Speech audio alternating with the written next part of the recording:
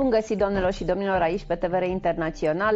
Suntem în fața televizoarelor, suntem pe Facebook, suntem pe canalul de YouTube și suntem și la numerele de telefon pe care colegii mei le afișează pe ecran, în ideea în care vă așteptăm cu mare drag astăzi să povestim despre locuri frumoase din țara noastră, dar și locuri care aduc la pachet cu ele tot felul de beneficii pentru sănătatea noastră și o să vedeți despre ce este vorba în tema acestei emisiuni. Vă mulțumesc tare mult celor care ne scrieți de fiecare dată. Vă asigurăm că mesajele dumneavoastră ajung la invitații noștri și vă invit de fiecare dată și vă repet, e foarte important să luați legătura cu noi și să stați de vorbă cu invitații unul și unul pe care îi avem aici în platou. Discutăm astăzi de o ediție ca o vacanță, i-aș spune, și asta pentru că a venit vremea frumoasă, începem să ne facem planuri de vară și poate că e bine cumva să îmbinăm plăcutul cu utilul și să găsim o destinație în această vară care să ne mai ajute să rezolvăm și din problemele de sănătate pe care le avem și o să vedeți că ajungem într-unul dintre cele mai frumoase locuri din România și invitata mea de astăzi o să vă convingă cu siguranță de acest lucru, la Băile Covora. Dar înainte de toate aș vrea să-l salut pe domnul profesor Alexandru Radu Mărmureanu, medic primar, chirurgie toracică și cardiovasculară, director secția chirurgie toracică în Statele Unite ale Americii, și vă fac așa o mică carte de vizită a domnului profesor.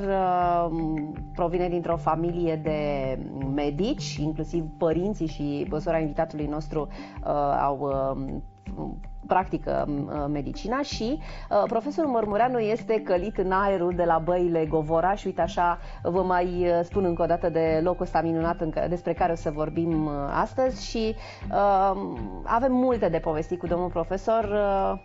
Bine ați venit la Un Doctor pentru dumneavoastră din nou. Bine v-am găsit, e un pic mai complicat că eu nu pot să vă văd pe dumneavoastră, dar mulțumesc pentru invitație și bună dimineața din Los Angeles.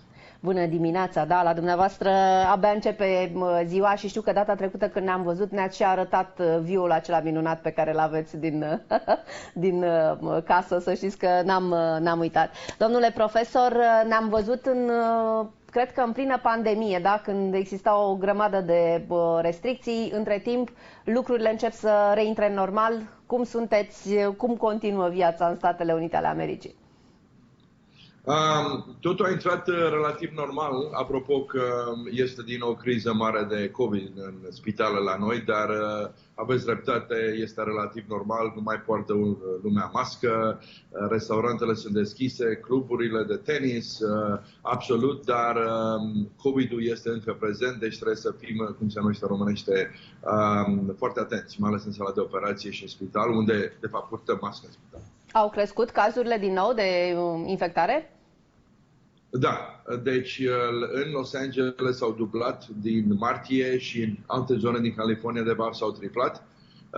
Interesant că nu sunt la, cum se numește, la un nivel care sperie lumea. Dar au crescut, deci trebuie să, cum se zice, ținem ochii pe ele ca să fim convinși că nu se ajunge la o blocare de spital sau ceva asemănător.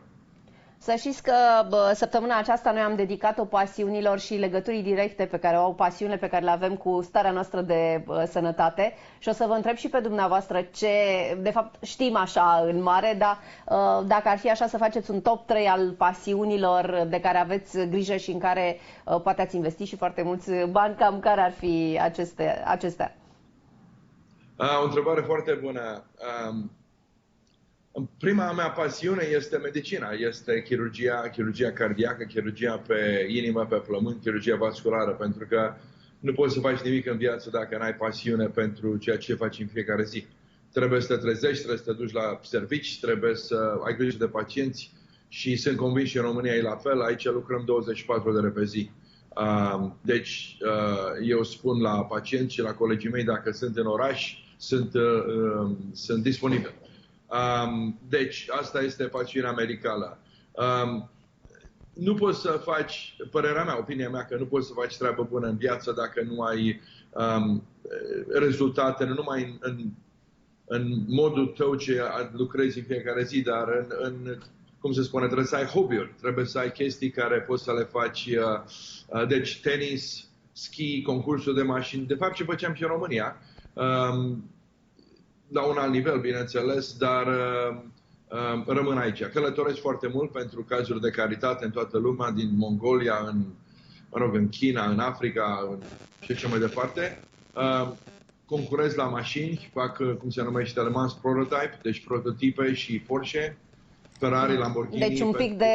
vă plac cumva sporturile cu multă adrenalină, nu, nu vorbim de lucruri foarte ușoare așa. Da, de fapt și medicina și chirurgia cardiacă are foarte multă adrenalină și, mă rog, cum se spune, mă relaxez încă în activități cu adrenalină. Deci m-am întors din Alaska, am făcut helicopter skiing în Alaska 10 zile, care este foarte interesant. Ultima frontieră, deci... Să știți că nu sunt familiarizată cu conceptul, trebuie să-mi explicați ce înseamnă. Sigur, vă rog. Am zburat din Los Angeles în Alaska, în Anchorage. Deci am luat un avion particular până în Valdez, mijlocul Alaska. Am condus încă o oră până la se numește Sinai Lodge. Și de acolo mergi cu elicopterul, deci nu sunt... văd că aveți chiar niște poze. Nu sunt stațiuni de schi, nu sunt telecabine, nu sunt telescaun, nu este pârtie, nu e nimic de fapt. Și deci mergi cu elicopterul, nu vreau să spun că e rușinos, dacă mă arăt cu degetul, vreau să merg la vârful ăla, și de acolo cobori, schiezi, te așteaptă elicopterul jos și după aia mergi iar sus. A căzut elicopterul, nu al nostru, bineînțeles, a murit ghidul din avalanșă, adică au fost 10 zile foarte palpitante. Vă întreb, vă mai duceți? Da. Nu vă sper eu. Foarte ușor văd lucrurile astea. Am fost anul trecut în Zermatt pentru helicopter skiing, dar din păcate cred că dumneavoastră cunoașteți, în același loc a fost Peter Kellner, care cred că a fost cumva legat cu televiziunea din România, care a căzut cu elicopterul un an înainte acolo. Dar este o experiență incredibilă și eu o recomand. Cum v-ați întors după cele 10 zile? Practic rupt, nu? De ceea ce înseamnă civilizație în sensul pe care îl experimentăm noi în mod normal. Mai mult rupt de oboseală, dar pentru că, mă rog, nu relativ că eu, cum spun, fac foarte multe sporturi și operez 12 ore pe zi, 14 ore pe zi, merg la gym, joc tenis, schiez foarte mult și aici am o casă la munte și concursurile de mașini sunt foarte... concurez în 24 de ore concursuri și sunt foarte, cum se numește, pun foarte mult importantă pentru afectează corpul, adică trebuie să fii în formă ca să poți să conduci 24 de ore. Am concurat prin deșert din San Diego în Cabo. Am condus 21 de ore non-stop. Nu m-am oprit. Aveți și momente în care, nu știu, vă trage sufletul și chiar, nu știu, vi se întâmplă să vă găsească o după amiază de weekend și cu o carte în mână, nu știu, acasă, în fața televizorului, aveți și aceste momente? Cu carte tot timpul, pentru că am cărți de medicină și mai am cărți care citesc în avion. De obicei citești pe computer aici, dar mă uit la Netflix, îmi place Netflix, sunt show-uri care îmi plac, dar, mă rog, cât se poate, cât e disponibil timpul. Înțeleg că și copiii dumneavoastră v-au moștenit cumva dragostea așa de pasiunea aceasta, le împărtășiți, mergeți împreună cu copiii, cum i-ați învățat să iubească lucrurile astea? Copiii mei sunt foarte mândri că sunt jumătate români, să știți. Și, bineînțeles, eu glumesc că le spun, dacă sunt români, trebuie să facă sporturi și mai ales sporturi românești. Fiii mei a jucat fotbal la college, fotbal românesc, nu fotbal american.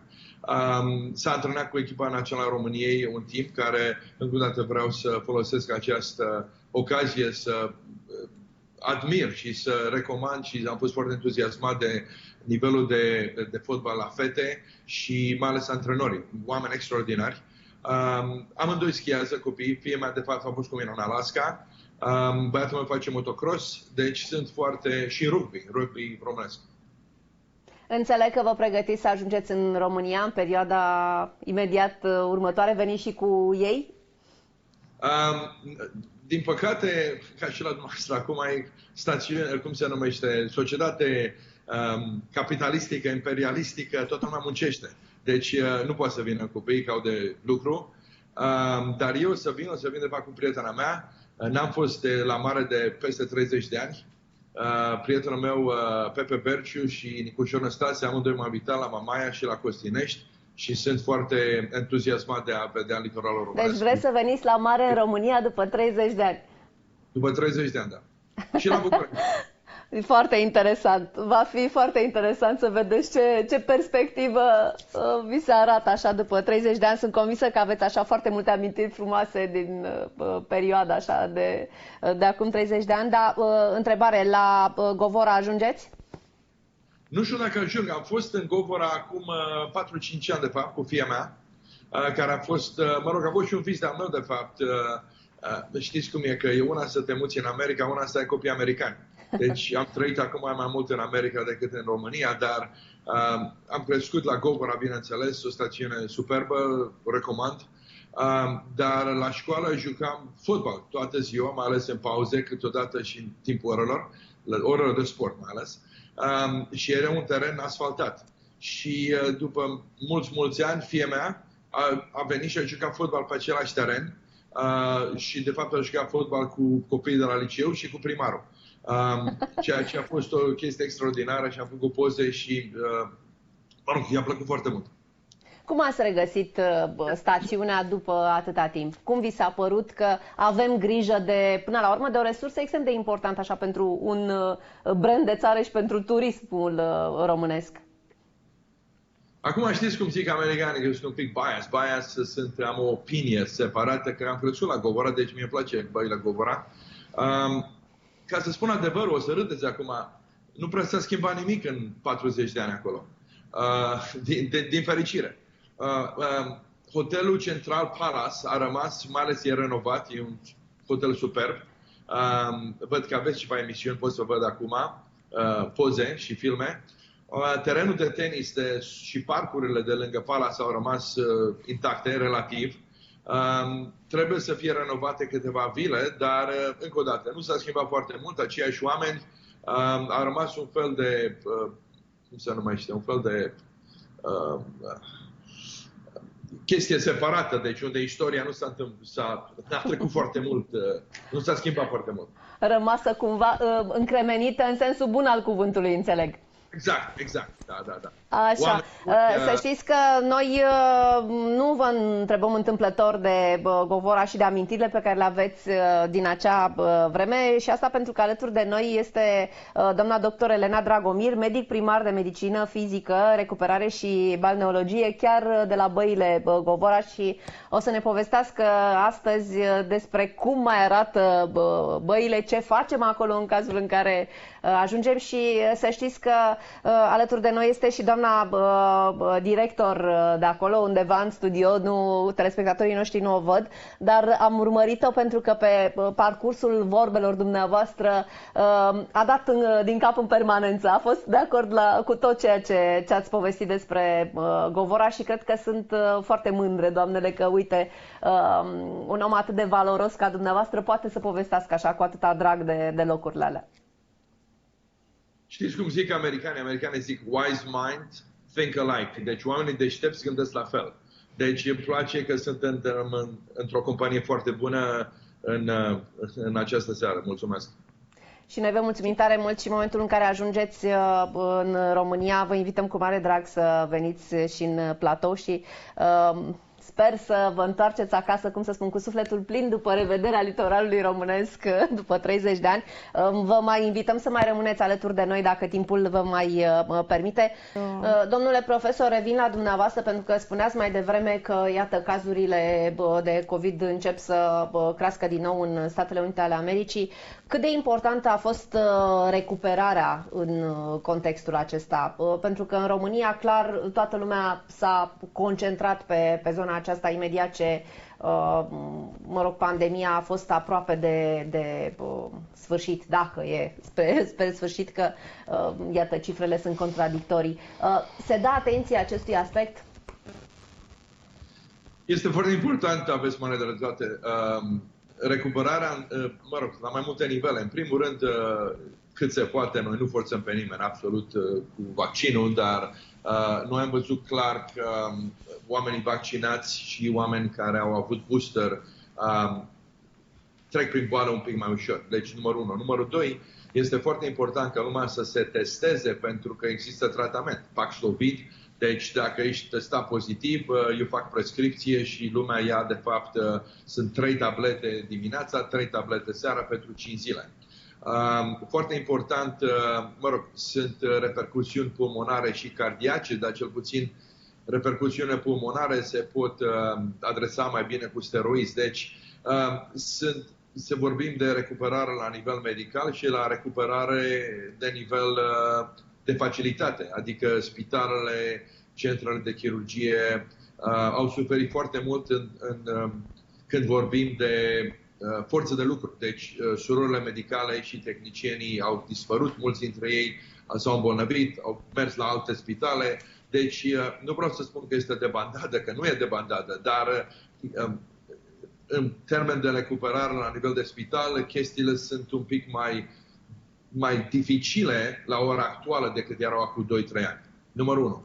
Numărul 2, vreau să mulțumesc foarte mult pentru că ați spus dumneavoastră, acum aveți o vedere de la mine din casă în Los Angeles, dar când a spus video cu Govora, am văzut casa unde eu m-am născut, că eu eram la 100 de metri de Hotel Palace și din video, din drone, puteam să văd, prima casă unde m-am născut și a doua unde m-am mutat, care era la încă 100 de metri de a doua, care este un pic de nostalgie, de fapt. Și aș vrea să mă adaug o chestie. Îi mulțumesc, doamnei doctor, pentru o explicație foarte bună în legătură cu ce se poate trata la Govora, dar aș vrea ca telespectatorul noastră să înțeleagă, mai ales că eu am crescut acolo, la Govora poți să mergi nu numai dacă ești bolnav, deci poți să mergi dacă nu ești bolnav. Pentru că este o stațiune foarte bună, un aer foarte tare, poți să joci tenis, mergi la piscină, te mai calmezi, te relaxezi un pic, hotelurile sunt foarte bune, poți să mergi pe munte, adică sunt foarte, foarte multe lucruri de făcut, de vizitat, sunt peșteri, sunt râuri. O chestie unde poți să-ți faci o săptămână foarte, foarte frumoasă și dacă n-ai afecțiuni pulmonare întorse sau, eu știu, alte chestii care trebuie să tratezi. Dacă ar fi să facem o comparație între, vă mărturisesc că nu știu, n-am nici cea mai mică idee, există turism balnear în Statele Unite? Da, există, dar e un pic diferit din România. Balnear se numește spa. De fapt, Govora e un fel de spa. Eu am fost la cum se numește, la Hotel Palace, care O să vă rog să încercăm să nu mai dăm nume de hoteluri, că știți că avem și noi rigorile noastre. Să spunem la un hotel din de fapt, la multe hoteluri din Govora. Eu sunt un pic, am crescut lângă hotelul ăsta. Dar mă rog, deci, cum se numește, facilitățile din Băile Govora și, de fapt, din stațiunile românești. Lumea merge pentru, dacă sunt un pic bolnav, cum am zis. Aici, în America, lumea merge la spa, sau de fapt și în Europa.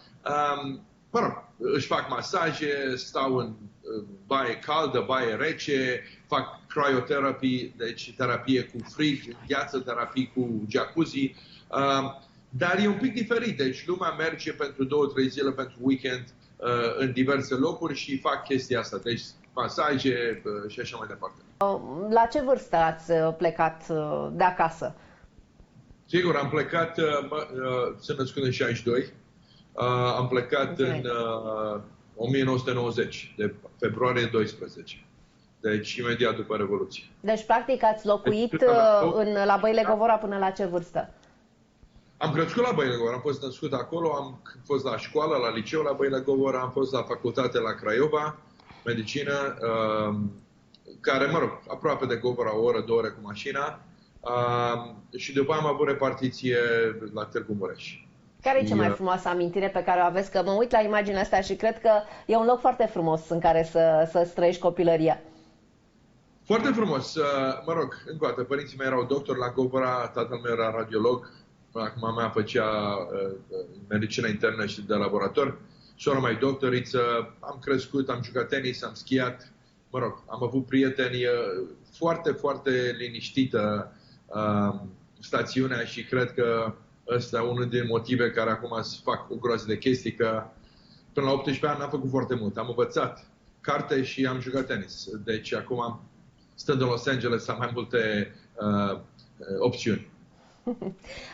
Spuneați de sora dumneavoastră care este și ea medic, înțeleg că e medic în Franța, da? Nu e în România și atunci vă întreb, se întâlnește America cu Franța în vacanță în România?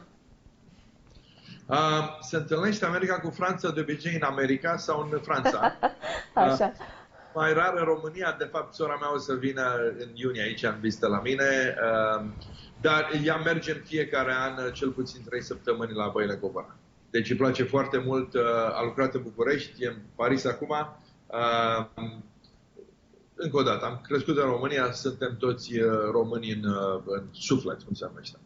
Mi se pare extraordinar că aveți doi copii crescuți, nu, în America. Sunt născuți și crescuți în America, cu totul și totul altă mentalitate și totuși trag spre locurile astea și își doresc să știe lucruri despre România, să viziteze, să experimenteze. Da, pentru că, așa cum am spus, sunt jumătate români, dar știți cum este în gene, genes, deci în ei, adică te uiți la și ei schiază, joacă tenis, mă rog, fotbal, sunt mândri că sunt jumătate români. Domnule profesor, dumneavoastră aveți așa o carieră fabuloasă în spate și foarte mulți oameni pe care noi îi vedem doar la televizor și la cinema, care v-au trecut așa prin cabinet și prin mâinile dumneavoastră și așa o curiozitate poate un pic frivolă, dar ne plac lucrurile astea. Le povestiți vreodată despre România? Vă întreabă? Îi interesează?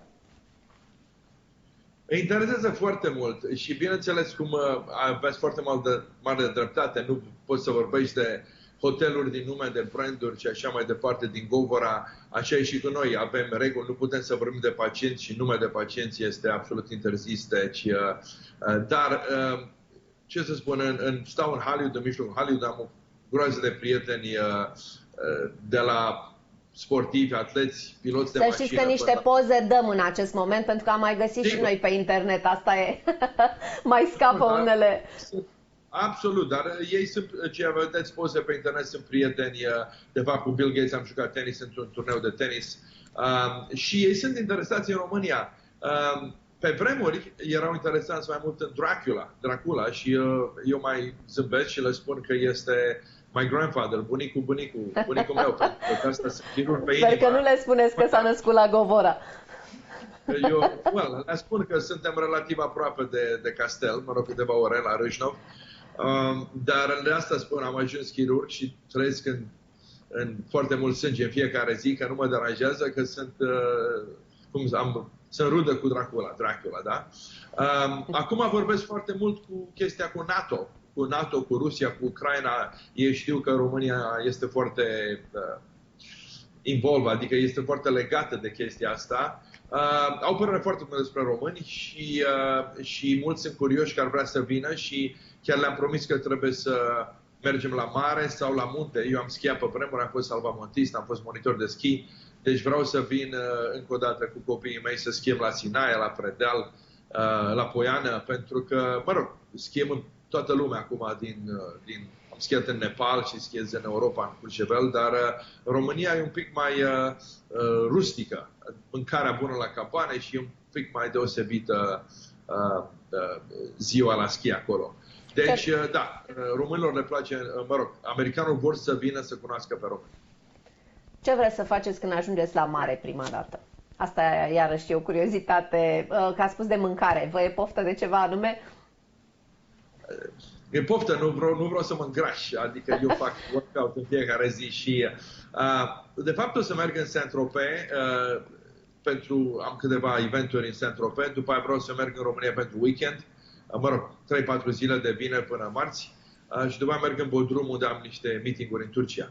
Deci România o să fie un pic repede, dar bineînțeles vreau să fac baie în mare și să mănânc mâncarea românească. Mititei, ciorbă de burtă și, mă rog, friptură cu cartofi prăjiți și cu salată de ceapă și roșii. Așa, spuneați că nu veniți cu copiii, că veniți cu partenera dumneavoastră de viață. Am mai văzut România? E româncă sau e din Statele Unite? Crescut în Los Angeles. Vorbește foarte puțin românește, că am învățat. Suntem împreună de 9 ani și am învățat câteva cuvinte. Și, mă rog, look forward. Este foarte interesată să cunoască România, că a auzit foarte, foarte multe povești. Așa că e curioasă. Să știți că mă gândesc așa, după câte ne-ați povestit, stau și mă gândesc că cred că aerul ăsta de la Govora v-a dat atâta forță să faceți atâtea lucruri într-o viață de om. Deci cred că se poate sta la povești nesfârșite cu dumneavoastră și tot aveți lucruri interesante de povestit. Sigur, sunteți o gazdă extraordinară, deci mă simt la fel, adică putem să vorbim ore întregi, aici sunt foarte multe, dar din păcate timpul dumneavoastră al telespectatorilor și al meu nu este foarte disponibil, dar în concluzie mulțumesc pentru timpul acordat și pentru invitație. Govora este o stațiune extraordinară, eu recomand stațiunea pentru absolut toate afecțiunile pe care doamna doctor a făcut o foarte bună, extraordinară prezentare, dar încă o dată, nu numai chestia asta. Deci, dacă lumea vrea să meargă la 2-3 ore de București, poți să faci un weekend plăcut sau 3-4 zile sau chiar călătorit. Deci o stațiune, aerul este foarte sănătos și o chestie comică, de fapt, chiar ați discutat de 100 de ani de stațiune. Eu eram în liceu în clasa 9 sau clasa 10 și știu că am fost într-un weekend la o de-asta serbare, cum se numește, un eveniment, 100 de ani de la înființarea României. De asta a fost acum 40 de ani. Deci probabil că ne apropiem de 150 de ani în curând. Eu vă mulțumesc tare mult că v-ați făcut vreme pentru noi. Vă doresc să vă bucurați de România când ajungeți în vară și sper că la un moment dat să putem să vă avem invitați și aici în platou. Ne-am bucurat tare mult să putem face o emisiune cu dumneavoastră și să știți că doamnele din platou îmi șoptesc că vă așteaptă oricând la Băile Govora ca să depănați amintiri. Sigur, cu cea mai mare plăcere. Mulțumesc încă o dată și ținem legătura. Mulțumesc tare mult!